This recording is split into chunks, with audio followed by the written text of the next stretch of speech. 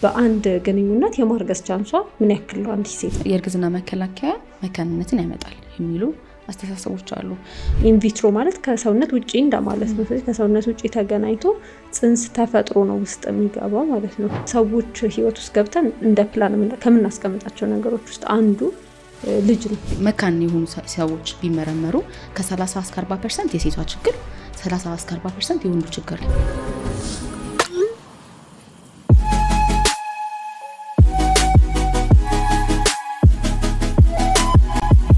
ብዙ ጥንዶች ትዳር ከጀመሩ በኋላ የሚጠብቁት ትልቅ ፍሬ አለ። ይህም ልጅ ነው። አንዳንድ ጊዜ ግን በተለያዩ ምክንያቶች ይህ ፍሬን ላያዩ ወይም ደግሞ ሊዘገዩ ይችላል። እንግዲህ በዛሬው ፕሮግራማችን ስለ መካንነት እናወራለን። መካንነት በምን ይመጣል?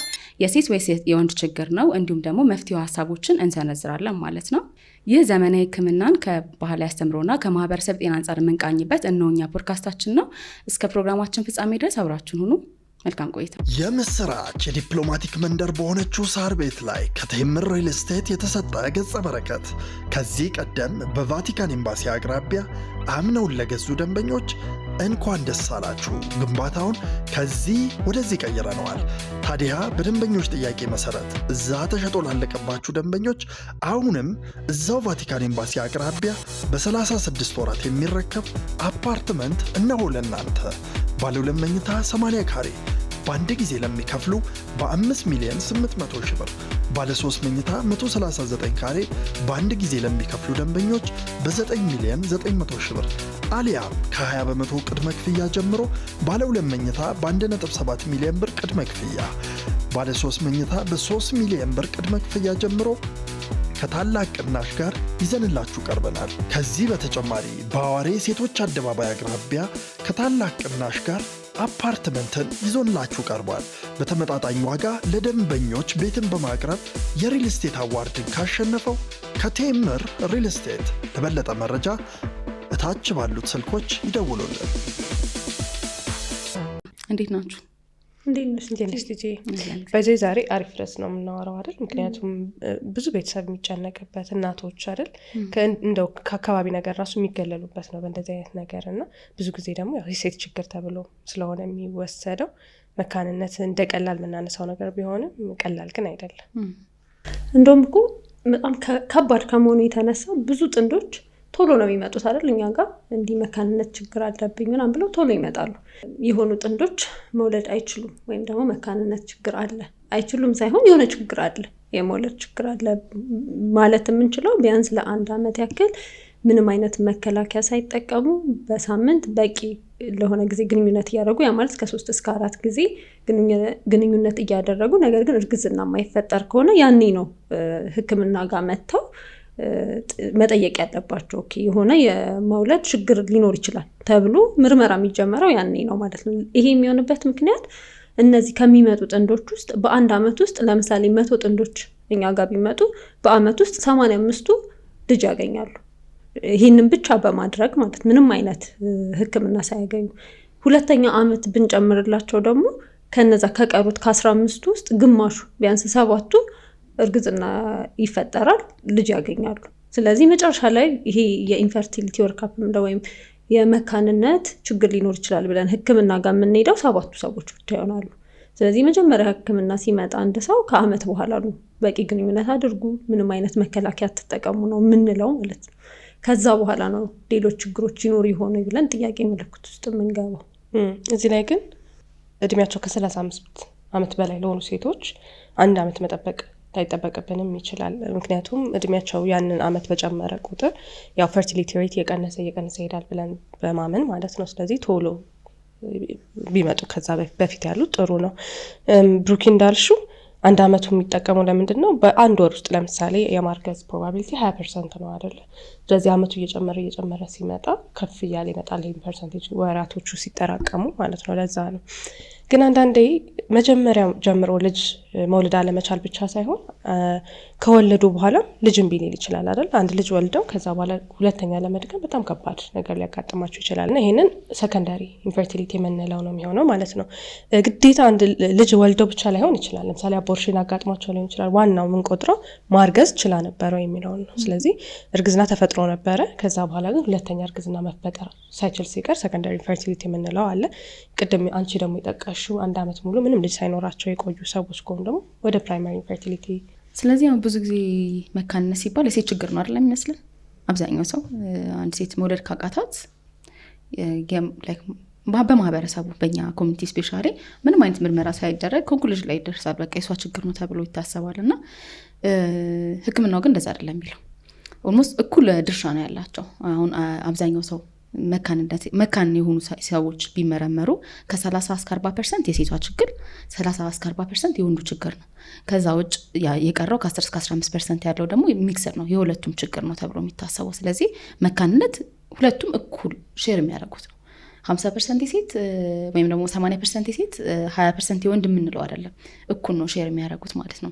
ወንዶች ላይ ደግሞ ሊፈጠሩ ማለት ኢንፈርቲሊቲ ወይም ደግሞ መካንነት ሊያመጡ የሚችሉ ምክንያቶችን ስናይ ያው ከስፐርም ጋር የተገናኙ ናቸው፣ ወይም ደግሞ ከወንድ ዘር ጋር ማለት ነው። እና የወንድ ዘር ቁጥሩ ብቻ ሳይሆን ኳሊቲውም ያስፈልጋል፣ ጥራቱ ማለት ነው። ስለዚህ በቂ ቁጥር ቢኖረው ካውንቱ ትክክል ቢሆንም በትክክል ይንቀሳቀሳሉ ወይ፣ የማህፀን በር ጋር ደርሶ እዛ ጋር መድረስ ይችላሉ የሚለው ሁሉ እናያለን ማለት ነው። ስለዚህ ከምርቱ ይጀመርና ከሚመረትበት ቦታ ይጀምርና እስከሚደርስበት ድረስ ያሉ ችግሮች የወንድ መካንነት ሊያመጡ ይችላሉ ማለት ነው። ስለዚህ አንድ ስፐርም ተመርቶ ወይም የወንድ ዘር ተመርቶ ለ90 ቀን ነው የሚቆየው። ስለዚህ ማቹር እስከሚያደርግ ማለት ነው። በየቀኑ ከ100 እስከ 200 ሚሊዮን ስፐርሞች ይመረታሉ እያንዳንዱ ወንድ ላይ ማለት ነው። ከዛ በኋላ ማቹር ለማድረግ ወይም ደግሞ ልጅ ለመውለድ የሚያስችለው እድገት ጋር ለመድረስ 90 ቀን ይፈጅበታል ማለት ነው። እና ይሄ ለመመረት የመጀመሪያው ነገር ቴስቶስትሮን ያስፈልገዋል።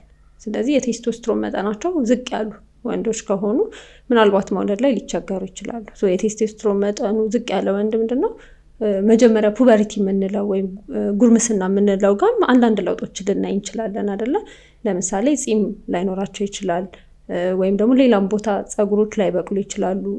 የደረት መስፋት፣ የድምጽ መጎርነን የምንላቸው የተለያዩ የጉርምስና ምልክቶች ላይፈጠሩ ይችላሉ እነሱ ላይ።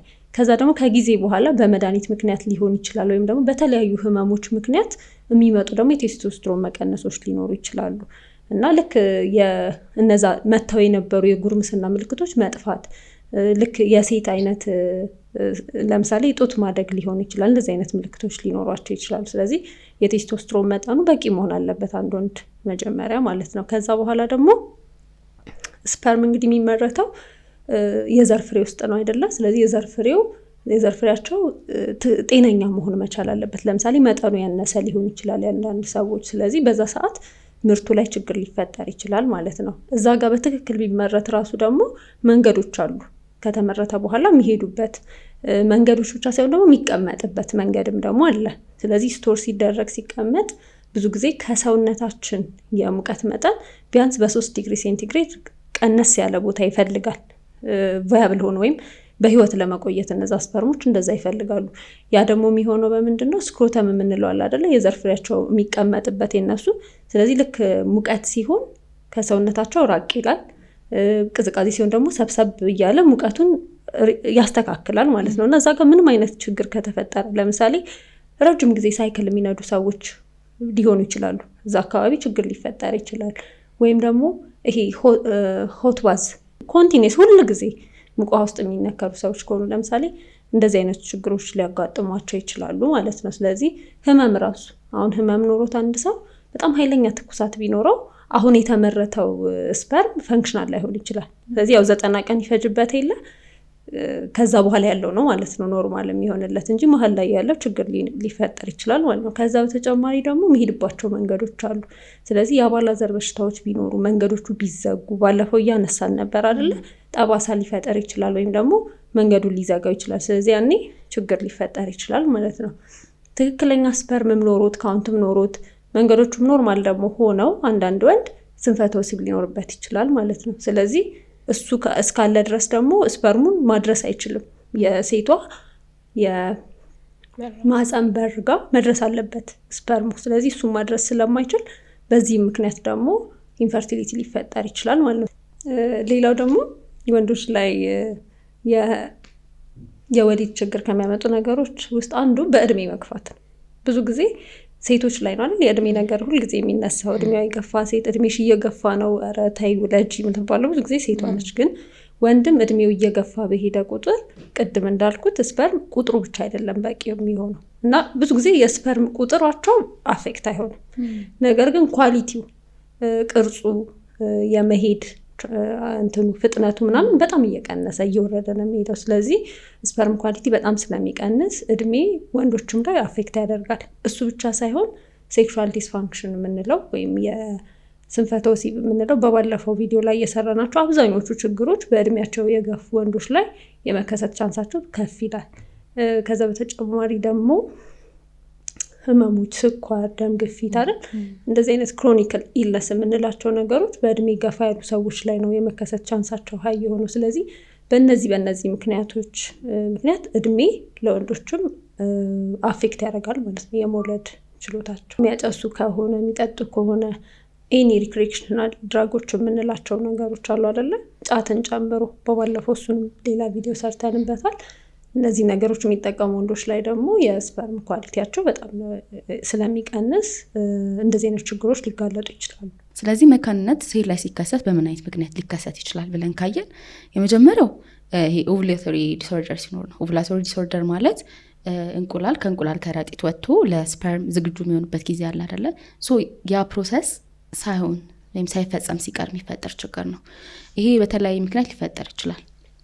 የመጀመሪያው ነገር ይሄ ፒሲኦኤስ ወይም ደግሞ ፖሊሲስቲክ ኦቫሪያን ሲንድሮም የምንለው ባለፈውም ለማንሳት ሞክረናል። የሆርሞን መዛባት ሴቶች ላይ የሚከሰት የሆርሞን መዛባት ችግር ነው። ብዙ ጊዜ እነዚህ አይነት ሴቶች ከፍተኛ የሆነ ውፍረት፣ የፔሪድ መዛባት ይኖርባቸዋል፣ ፂም ይኖራቸዋል። እንደዚህ አይነት ምልክቶችን ያሳያሉ ማለት ነው። እንደዚህ አይነት ችግር ያለባት ሴት ለመውለድ ልትቸገር ትችላለች ማለት ነው። ተጨማሪ ሆርሞን ላይ ድጋሚውን ስንመጣ የታይሮይድ ችግር ቢኖርባት ወይም ደግሞ የእንቅርት ችግር ቢኖርባት ማነስ ሊሆን ይችላል፣ ሆርሞኑ ማነስ ሊሆን ይችላል፣ ወይም መብለጥ ሲኖር እንደዚህ አይነት ችግር ሊፈጠር ይችላል። እንዲሁም ደግሞ አንጎል ላይ የሃይፖታለምስ የምንለው እነዚህን ሆርሞኖች የሚቆጣጠር እጢ ያለ የእሱ ችግር ሲፈጠር አሁንም የኦቭሌሽን እንዳይከሰት ሊያደርግ ይችላል። ስለዚህ የዛ ችግር ሊሆን ይችላል። ሁለተኛ እንደ ምክንያት የምንወስደው ምንድን ነው የማህፀን ቱቦ ወይም ደግሞ ፋሎፒያን ቱብ ቢዘጋ እርግዝና ላይከሰት ይችላል። ይሄ የማህፀን ቱቦ የሚዘጋበት የተለያየ ምክንያት አለ። አንደኛው ባለፈው እንዳወራ ነው ያልታከመ የአባላዘር በሽታ ካለ በኋላ ላይ ቆይቶ ቁስለት፣ ጠባሳ ስለሚፈጥር ሊዘጋ ይችላል ማለት ነው። ከዛ በተጨማሪ ደግሞ ከዛ በፊት ሰርጀሪ አርጋ ብታቀች ሴት ማህፀን አካባቢ ሰርጀሪ ያደረገች ሴት ቢስኖር ወይም ደግሞ የተለያዩ ኢንፌክሽኖች ቲቢም ሊሆን ይችላል የተለያየ ኢንፌክሽኖች ካለባት ካንሰር የመሳሰሉት ነገር ያለባት ሴት ካለች ልትቸገር ትችላለች ማለት ነው። ሌላ እንደ ምክንያት የምንወስደው ምንድን ነው ማህፀንና የማህፀን በር አካባቢ ያሉ ችግሮች ቢኖሩ፣ ለምሳሌ ካንሰር ያልሆኑ እባጮች ቢኖሩባት፣ ፖሊፕ ሊሆኑ ይችላል፣ ፋይብሮይድ ነው በጣም ይታወቃል። ማዮማ ብዙ ሴት አለብን ይላሉ እና ይሄ ጽንስ ተፈጥሮ የሚተከልበት ወይም ደግሞ ኢምፕላንቴሽን ሳይት ላይ ካለ ጽንስ የመፈጠር ችግር ሊሆን ይችላል። ወይም ደግሞ ኢቨን ቶሎ ውርጃ ሊያጋጥማት ይችላል ማለት ነው። ስለዚህ እነዚህ ነገሮችን ቼክ ማድረግ ይኖርባታል ማለት ነው። ተጨማሪ እንደ ምክንያት የምንወስደው ኢንዶሜትሪዮሲስ ነው አይደለ? ኢንዶሜትሪዮሲስ ብዙ ጊዜ ሚስ የሚደረግ በሕክምና የማይገኝ ችግር ነው። ምንድን ነው የማህፀን ውስጡን ሸፍኖት ያሉት ሴሎች ሌላ ቦታ ሲያርጉና እነሱ ቁጣን፣ አድሄሽን፣ ኢንፍላሜሽን ሲፈጥሩ እሱም ከፍተኛ የሆነ ችግርን ስለሚያመጣ ለመጸነስ ልትቸገር ትችላለች ማለት ነው። እነዚህ ምክንያቶች እንዳሉ ሆኖ አንዳንድ ጊዜ ተመርምራ ጤነኛ ሆና ምንም አይነት እንደዚህ አይነት እክሎች ሳይኖሩባት መውለድ ግን ልትቸገር ትችላለች። ቅድም እንዳልነው ከ10-15% ሊሆን ይችላል። ምንም አይነት የጤና እክል የለባትም ግን መውለድ ልትቸገር ትችላለች ማለት ነው። ሌላው ደግሞ ምንድነው ከእድሜ ጋር ተያይዞ የሚመጣ ለመውለድ መቸገር ነው። ኤጅ ሪሌተድ የምንለው ማለት ነው። እንግዲህ ሴት ልጅ ስትወለድ መጀመሪያ አካባቢ ብዙ እንቁላሎች ይኖሯታል። ከዛ በቆይታ አይደለ እያነሰ ይመጣል እና ኦልሞስት እድሜያ ከ35 ዓመት በኋላ ሲሆን ኮምፕሊትሊ ላይክ ዲክላይን እያደረገ ነው የሚመጣውና ልክ ከ35 ዓመት በላይ የሆነች ሴት አንዳንድ ጊዜ ምንድነው እርግዝና ልትቸገር ትችላለች ማለት ነው። ከዛ በተጨማሪ ምን አለ እድሜዋ ገና ነው። ማረጥን ኤክስፔክት የምናደርግበት እድሜ ያለ አይደለ ቢያንስ ከ45 ዓመት በኋላ ፒኬጅ ወይ አቬሬጅ የምንወስደው አብዛኛው ሰው ያረጣል ብለን የምናስበው 55 ዓመት ላይ ነው። ስለዚህ ከዛ በፊት ከ40 በፊት የወር አበባ ማየት ብታቆም እሱም እንደ ምክንያት ሊሆን ይችላል ማለት ነው። ሌላ ደግሞ ሴት ላይ እንደ ምክንያት የምንወስደው ምንድን ነው አንዳንድ ጊዜ ማህፀን ላይ ያሉ ፈሳሾች ወይም ሙከስ ሰርቫይካል ሙከስ የምንላቸው በቂ ሳይሆን ሲቀርም ጽንስ እንዳይፈጠር ሊያደርግ ይችላል።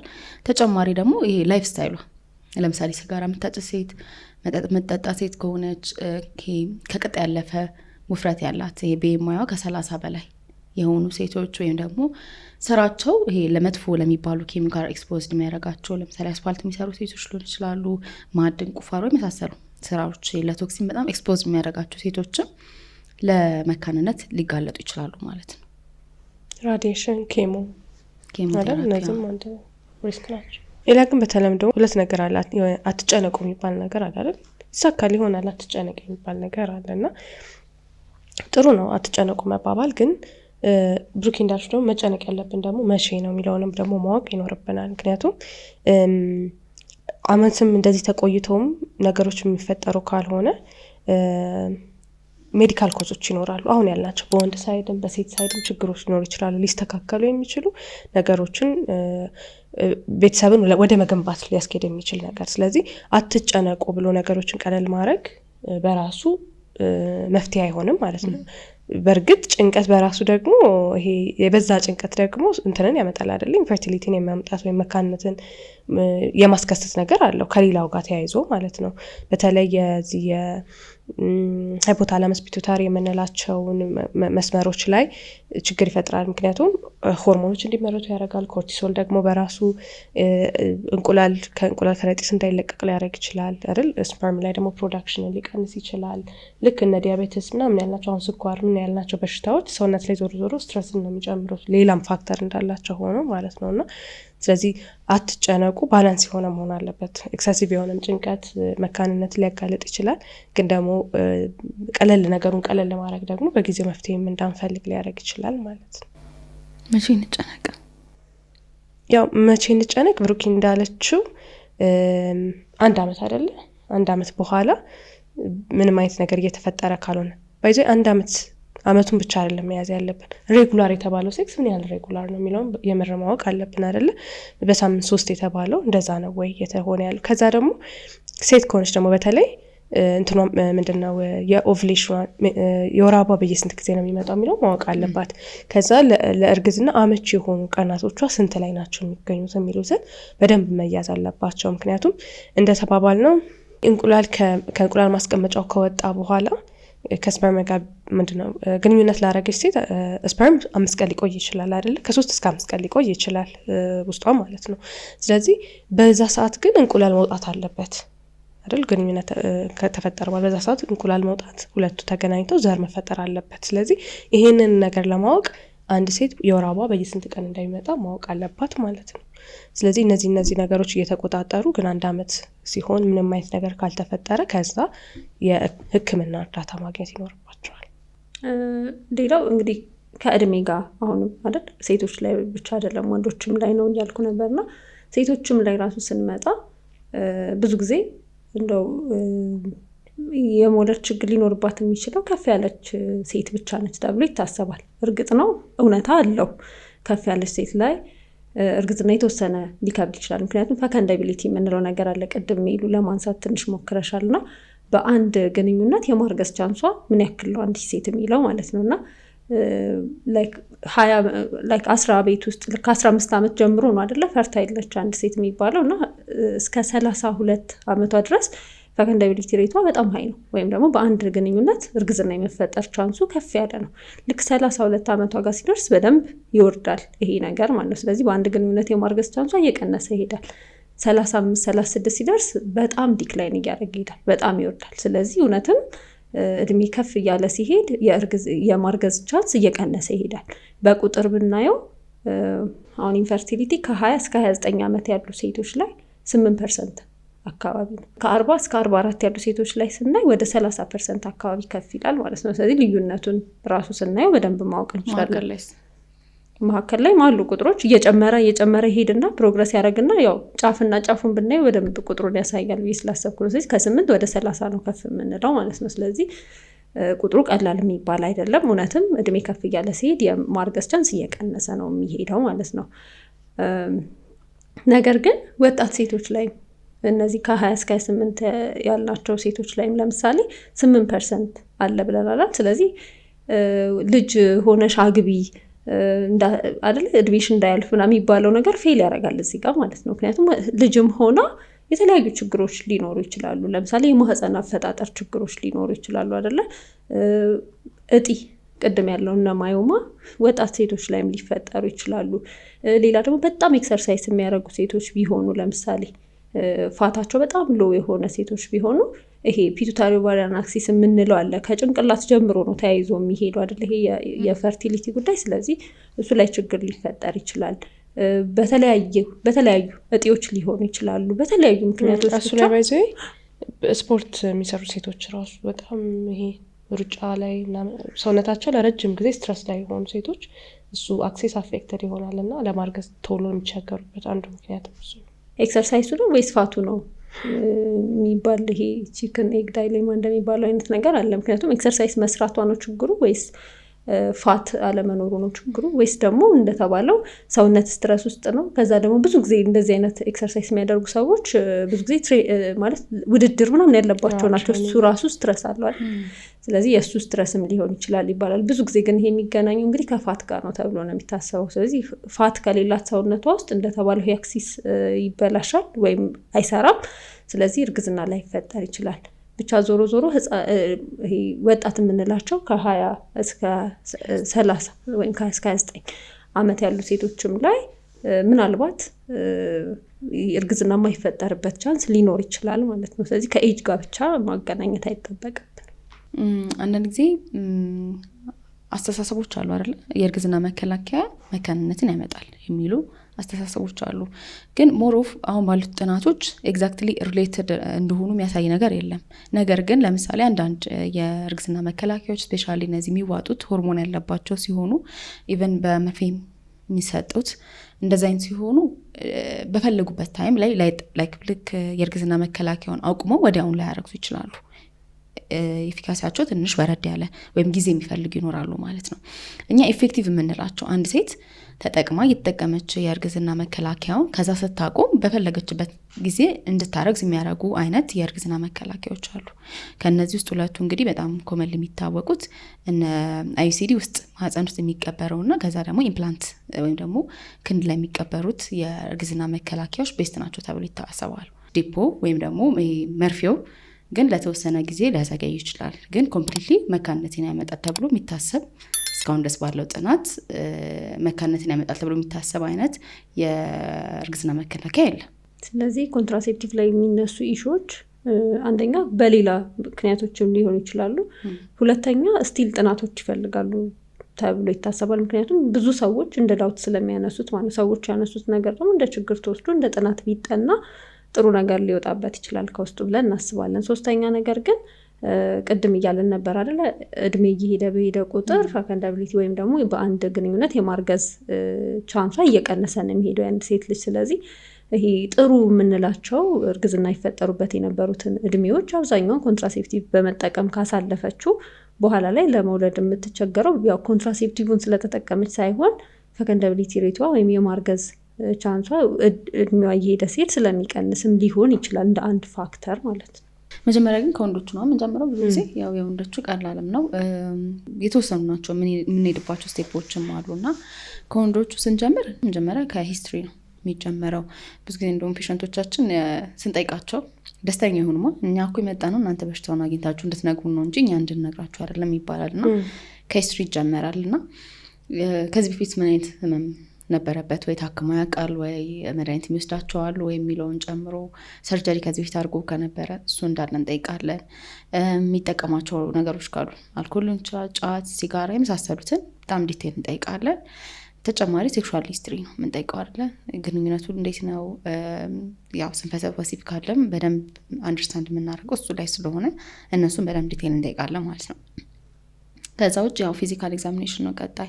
አካላዊ ለውጦች ካሉ ችግሮች ካሉ በደንብ እናያለን። ስፔሻሊ ቅድም ያለው የወንድ መራቢያ አካባቢ የውጫዊ መራቢያ አካባቢ ላይ ችግር ካለ ስክሮተሙን ጨምሮ የተለያዩ ለውጦች ካለ በደንብ ቼክ እናደርጋለን። ፒበሪቲ ሳይኖች ያልናቸው እነሱን በደንብ እናያለን ማለት ነው። ቀጣይና ዋናው ስቴፕ የሚባለው ወንድ ላይ ሲመጣ እንግዲህ ስፐርሙ ነው የሚጣናው አይደለ? የስፐርሙን ስናይ እንግዲህ ምን ያህል ስፐርሞች አሉ ካውንታቸው እናያለን። በቂ ነው አይደለም የሚለው። ከዛ በኋላ እንቅስቃሴያቸው እንዴት ነው አይደለ? ስፐርም አናሊሲስ ሲሰራ እንቅስቃሴያቸው እንዴት ነው፣ በቂ እንቅስቃሴ ያላቸው የላቸው የሚለውን ቼክ ይደረጋል። ከዛ በመቀጠል ደግሞ ስፐርሞቹ ራሳቸው ስትራክቸራቸው ወይም ደግሞ ሞርፎሎጂያቸው ትክክል ነው ወይ የሚለውን ነገር በደንብ ቼክ ይደረጋል ማለት ነው። ይህ ችግር ካለበት ድጋሚ ሪፒት ልናደርግ እንችላለን። ካልሆነ ግን ሴቷም ቼክ አድርገን ፈርዘር ወንዱን ቼክ ማድረግ ካለብን የምናጠናቸው ጥናቶች አሉ ማለት ነው። ሆርሞናል ቴስቶች አሉ አይደለ? ለምሳሌ ቴስቶስትሮን ቼክ ይደረጋል ወንድ ላይ። ሌሎችም ሆርሞኖች አሉ፣ እነሱን ቼክ ማድረግ እንችላለን። ፈርዘር ከሄድን እኛ ሀገር ብዙም ባይለመድ ጄኔቲክ ቴስቶችንም ማድረግ ይቻላል ማለት ነው። ከዛ በተጨማሪ አልትራሳውንድ አይደለ ቼክ ማድረግ እንችላለን። ለምሳሌ አንደኛው ወንድ ላይ መካንነትን ያመጣል ብለን የምናስበው ቫርኮሴል ነው አይደለ? ስክሮተም አካባቢ ያሉት የደም ስሮች በጣም ሲሰፉና ደም ሲጠራቀም ነው። እሱም ለመካንነት ምክንያት ነው ተብሎ ስለሚታሰብ ስክሮተሙን በአልትራሳውንድ በደም ቼክ ማድረግ እንችላለን ማለት ነው። ስለዚህ እንደዚህ አይነት ኢንቨስቲጌሽኖችን ማካሄድ እንችላለን። በዛውም ደግሞ የዘር ፍሬውን ሳይዝም በዛው ማየት ይቻላል አልትራሳውንድ ላይ። ስለዚህ በአልትራሳውንድ ሌሎች ብዙ ነገሮችንም ማግኘት እንችላለን። ስለዚህ ከሴት ጥያቄዎች መጀመሪያ እንጠይቃለን።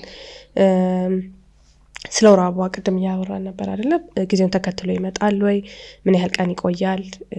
በየጊዜው ውስጥ ተመሳሳይ ጊዜ ጠብቆ ነው ወይ የሚመጣው የሚሉትን ነገሮች እንጠይቃለን። ስንት አመቷ ላይ ነው ማየት የጀመረችው የሚለውን እንጠይቃለን። ከዛ በኋላ ደግሞ ሴክሹዋል ሂስትሪዎቿንም እንጠይቃለን። ለምሳሌ ግንኙነት የምታደርግባቸው ወቅቶች ምክንያቱም በቂ ነው አይደለም የሚለውን ለማወቅ። ከዚህ በፊት ደግሞ የአባላዘር በሽታ ነበረባት ወይ? ታክመው ነበር ወይ? ከባሏ ጋር ያላት ግንኙነት እንዴት ነው? አንዳንድ ጊዜ ርቀትም ይኖራል አይደለ? የርቀት ገደብም ሊኖር ይችላል። ስለዚህ እነዚህን ታሪኮች እንጠይቃለን ማለት ነው። ከዚህ በፊትስ እርግዝና ተፈጥሮ ያውቃል ወይ?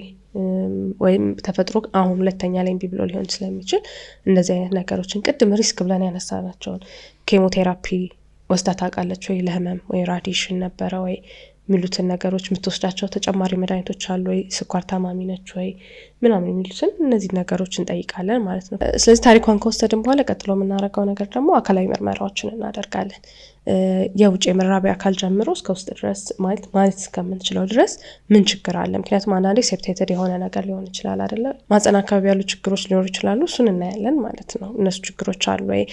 ኢቨን ከማህፀን የሚወጣውን ፈሳሽ ቲክነስ እናያለን አይደለ?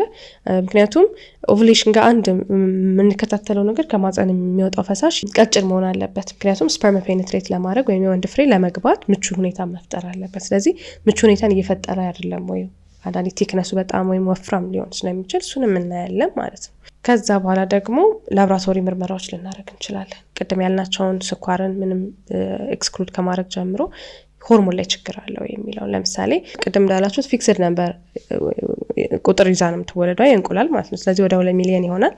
እድሜዋ ግን ወደ ጉርምስና እድሜ ስትገባ፣ ወደ ኮረዳነት እድሜ ስትገባ ወይም ደግሞ የወር አበባ ልታይ ስትል ወደ 400,000 ነው የሚቀረው ማለት ነው። ስለዚህ ያንን ነው በየወሩ ማቹር እያደረገው ኦቭሌሽን የምንለው ማለት ነው። ስለዚህ ይሄ ነገር አለ ወይ ኦቭሌት እያደረገች ነው ወይ የሚለውን ነገር የሚያሳዩ ሆርሞኖች ፎሎኪላር ስቲሙሌቲንግ ሆርሞን የምንለውን ቴስት ልናደረግ እንችላለን።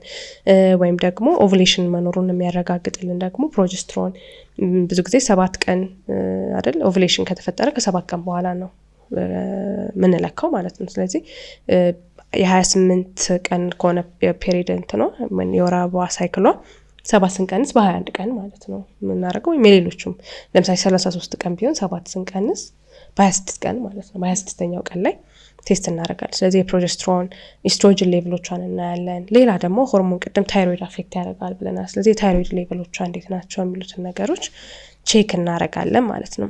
ሌላ ልናደርገው የምንችለው ነገር የማህፀን ቱቦቹ ፓተንት ናቸው ወይም ክፍት ናቸው የሚለው መመርመር አለብንና ያንን ለማድረግ አንዳንዴ ዳይ ወይም ቀለም ነገሮች ቀለም ለሕክምና የምንጠቀምበት ፐርፐስ ቀለም እሱን በማህፀን በር እንዲገባ እናደርግና ከማህፀን በኋላ ወደ ቲዩቡ እንዲሄድ እንፈልጋለን የተወሰነ። ስለዚህ ምን ያህል ሄዷል፣ ብሎክ ያደረገው ነገር ካለ እንዳይሄድ ምን ተፈጥሮ ነበር የሚለውን ቼክ እናደርጋለን ማለት ነው። ምክንያቱም ቅድም እንዳልነው የአባላዘር በሽታዎች እሱን ሊያመጡ ይችላሉ አይደለ?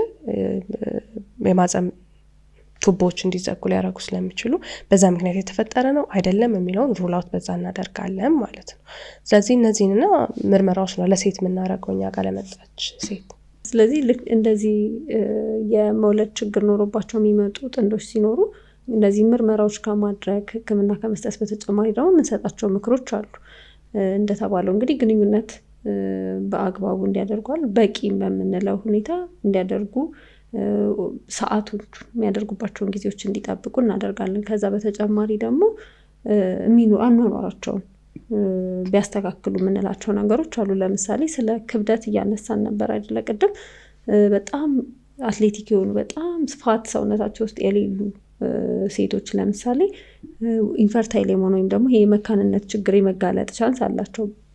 ግን እነሱን ደግሞ አቁሙ ዝም ብላችሁ ብሉ ደግሞ እንዳንላቸው በጣም ወፍራም ሲሆኑ በተለይ ደግሞ ይሄ ወገብ አካባቢ ሴንትራል የምንለው ፋት ደግሞ ያላቸው ሴቶች እነሱም ኦቭላቶሪ ብለሽ ቅድም ያብራራሻቸው ቲጂ ለእነሱ ችግሮች ስለሚጋለጡ እነሱም ወደ መካንነት ሊያጋጥማቸው ይችላል። ስለዚህ ማስተካከል መሀል ላይ ትክክለኛው ዌይት ላይ እንዲሆኑ ማድረግ ነው ያለብን ማለት ነው። ለጤና በቂ የሆነ አይነት እንቅስቃሴ እንዲያደርጉ፣ ምግቦቻቸውን እንዲያስተካክሉ፣ ሞር ይሄ ሄልዚ ዳይት የምንላቸው ጤናማ የሆኑ አመጋገቦችን እንዲያደርጉ፣ የተመጣጠኑ ምግቦችን እንዲወስዱ፣ ከዛ ደግሞ እነዚህ ጥሩ ያልሆኑ ምግቦችን ደግሞ ከህይወታቸው ውስጥ እንዲያስወግዱ፣ እንዲቀንሱ ደግሞ አብረን እንመክራቸዋለን ማለት ነው። ተጨማሪ ምንድነው አንዳንድ ጊዜ ብዙ ፈርዘር ሳንሄድ ብዙ መድኃኒቶችን ሳይታዘዝ በሰርጀሪ ብቻ የሚስተካከሉ የመካንነት አይነቶች አሉ አይደለ? ለምሳሌ ቅድም ያልናቸውን ማህፀን ውስጥ እባጮች ቢኖሩ፣ ኢምፕላንቴሽን የሚያስቸግሩ እባጮች ቢኖሩ እነሱ ማስወገድ አንዱ መፍትሄ ሊሆን ይችላል። ኢንዶሜትሪዮሲስ ያላቸው ቢኖሩ እነሱን በሰርጀሪ ማስወገድ የሚቻልበት ሁኔታ ይኖራል። ከዛ ወንድ ላይ ደግሞ ቫሪኮሴል ያልናቸው ቅድም እነሱም ካሉ ሰርጀሪ መሰራት ይችላሉ። አንዳንድ ጊዜ ደግሞ የተዘጋ የማህፀን ቱቦ ካለ በጣም በረቀቀ ቴክኖሎጂ ሰርጀሪ አድርጎ መክፈት ይቻላል ማለት ነው። ስለዚህ አንዳንድ ጊዜ በሰርጀሪ ብቻ የሚታከሙ መካንነቶች አሉ ማለት ነው። ስለዚህ ከማከማችን በፊት ችግሮቹን ማወቅ አለብን ማለት ነው። እንደ ችግሩ ነው ሕክምናው የሚሰጠው። አሁን ብዙ ሰዎች እየተለመዱ የመጡ አይደል ቃላቶች ራሱ እየተለመዱ የመጡ አሁን ሕክምና አይነቶች አሉ። ለምሳሌ ኢንትራዩትራይን ኢንሰሚኔሽን እና ኢንቪትሮ ፈርቲላይዜሽን አይቪኤፍ። በተለይ አይቪኤፍ በጣም የሚታወቅ ይመስለኛል፣ ፌመስ እየሆነ ነው። ብዙ ክሊኒኮችም እየተከፈቱ ስለሆነ ይመስለኛል። እና አሁን ለምሳሌ ኢንትራዩትራይን ኢንሰሚኔሽን የምንለው ስፐርሙን ከወንድ ወስዶ ማህፀን ውስጥ ማድረስ ማለት የማድረሱን ስራ የሚሰራው ሕክምናው ይሆናል ማለት ነው። ስለዚህ አሁን ይህ ለሁሉም ሳይሆን የሚደረገው ለምሳሌ ሴክሹዋል ዲስፋንክሽን ያለባቸው ወይም ደግሞ የስንፈተ ወሲብ ያለባቸው ወንዶች ቢሆኑ ወይም ደግሞ አንዳንዴ ከሰርጀሪ በኋላ በተለይ ደግሞ ይሄ የፕሮስቴት ችግር ሲኖር ብዙ ጊዜ ወንዶች ላይ ከፍ እያሉ ሲሄዱ የሚፈጠር ነገር ነው። ሰርጀሪ ይሰራል። ሰርጀሪ ከተሰራ በኋላ ምንድነው የሚሆነው? የዘር ፍሬው ወደፊት መሄድ ሁኔታውና ወደ ውጭ መውጣት ሁኔታውና ወደ ኋላ ወደ ሽንት ማስቀመጫ ከረጢት ይገባል። ስለዚህ ሴቷ ጋር አይደርስም ማለት ነው የዘር ፍሬው። ስለዚህ በዚህ ሰዓት ምን ይደረጋል? ከሽንት ከረጢት ውስጥ ስፐርሞቹን አውጥቶ ወደ ሴቷ ማህፀን የማስገባት ስራ መስራት ይቻላል ማለት ነው። ስለዚህ ወንዱ ላይ ይሄ የዘር ፍሬው መመረት የሚችል ሆኖ ነገር ግን ሴቷ ጋር ማድረስ የማይችል ከሆነ እሱን ሕክምና ይሰራለታል ማለት ነው። ያንን ኢንትራዩትራይን ኢንሰሚኔሽን እንለዋለን ማለት ነው። ሁለተኛው ደግሞ ይሄ ደግሞ ሌላ ምን ችግር ሲኖር ነው? ሴቷ ላይ ሰርቫይካል ችግር ወይም ደግሞ የማህፀን በር አካባቢ ችግር ካለ ስፐርሙ ቢመጣ የማያሳልፈው አይነት ነገር ከሆነ ይሄንንም ሕክምናው ያደርስላታል ማለት ነው። ሌላ ሁለተኛ ኢንቪትሮ ፈርቲላይዜሽን የምንለው ነው። ኢንቪትሮ ፈርቲላይዜሽን ምንድነው የሚደረገው? የወንዱም ስፐርም የሴቷም ቫያብል የሆነ ጥሩ የሆነ እንቁላል ሊመረጥን መጀመሪያ ኦቭሌት እንድታረቅ ቅድም የምንሰጣቸው መድኃኒቶች እንሰጣለን።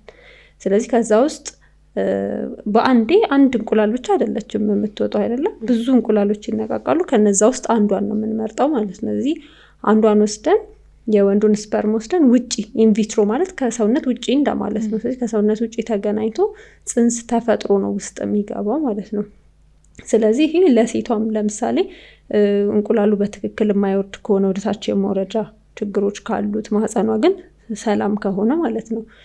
የወንዱም ደግሞ እንደዚሁ አይነት ስፐርሙን የማድረስ አይነት ችግር ካለ ውጪ ላይ አገናኝቶ ማስገባት ይቻላል ማለት ነው። ይሄ አሁን በጣም እየተለመደ የመጣ ቴክኖሎጂ ነው። አሁን የመጣ ህክምናዎች ናቸው እነዚህ ሁለቱ።